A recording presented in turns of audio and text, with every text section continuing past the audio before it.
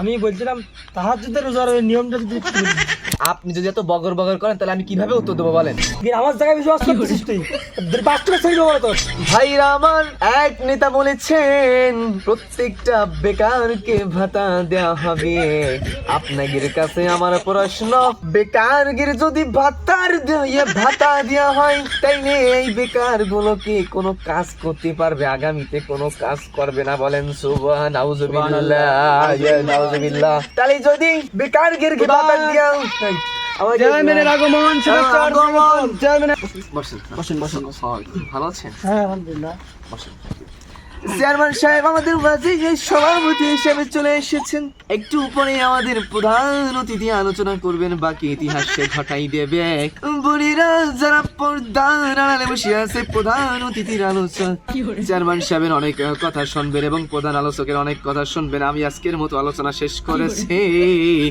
ওয়াখিরু দাওয়ানা আলহামদুলিল্লাহি রাব্বিল আলামিন। বুঝছো কি বলেন? আমার একটা প্রশ্ন আছে। হ্যাঁ বলেন। আসলে আমরা প্রশ্ন বড় আলেম আছেন, একটু পরে আলোচনা। আমি কথা বলি, শোনো। আমি একটা প্রশ্ন করি তোমার। জি বলেন। আমি এই বিভিন্ন জায়গায় জি জি এই ওয়াজ মাহফিল শুনি, তাই বিভিন্ন লোকের বিভিন্ন আলোচনা শুনি আমি একটু ওই হতভম্বকনা হয়ে যাচ্ছি। আচ্ছা আচ্ছা। তা আমি একটা প্রশ্ন করি, তুমি প্রশ্নটা ঠিকঠাক করতে দাও। আসলে আমরা তো বড় আলেম না। আমি প্রশ্নটা করি তোমার, আগে শোনো করেন। কত কথা বলি না। অবশ্যই, অবশ্যই। বলতে চাই আমি ওই রোজা টোজা থাকি, ফরজ সুন্নত নফল, বুঝছো? আলহামদুলিল্লাহ আলহামদুলিল্লাহ। হ্যাঁ আমি ওই রোজা থাকি। জি জি।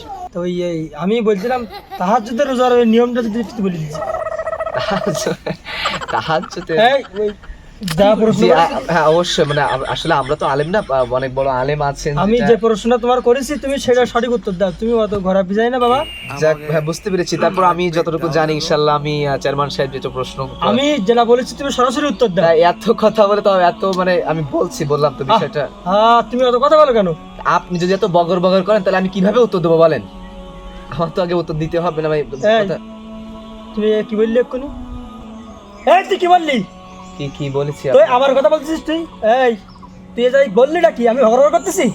আমি ভগর করতেছি? আমার জায়গায় বিশ্বাস করতেছিস তুই? বাস্তবে ছেড়ে দেবো না তোর। কনে কি বলছে, কনে কি বোঝো না বোধহয় নাকি? ল্যাঙ্গুয়েজ সোজা কর। চেয়ারম্যান সাহেব, তোর ল্যাঙ্গুয়েজ সোজা কর। চেয়ারম্যান কি বলছে? আদব কম নেই, লস করতে চেয়ারম্যান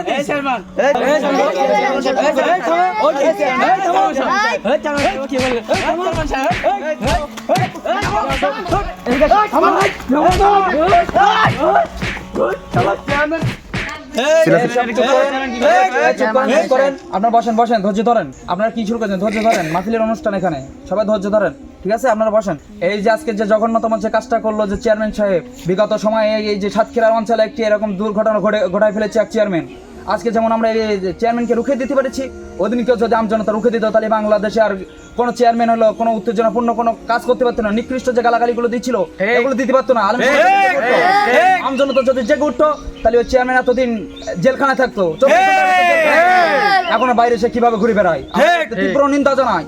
আগামী সময় যেন এমন কোন পরিস্থিতি কোনো মাহফিলের জন্য না হয়। আমরা যেমন এই যে চেয়ারম্যানকে রুখে দিয়েছি, জুতো ছুড়ে মেরেছে জনগণ, এরকম যেন প্রত্যেকটা মাহফিলে যদি কোনো ঝামেলা হয় তাকে যেন মারতে যেন মাটির সাথে মিশিয়ে দেওয়া হয়। এই বলে ঠিক আছে, এখন প্রধান আলোচক আছে, আপনারা থাকবেন, কথা শুনে যাবেন ইনশাআল্লাহ। আসসালামু আলাইকুম রহমতুল্লাহ।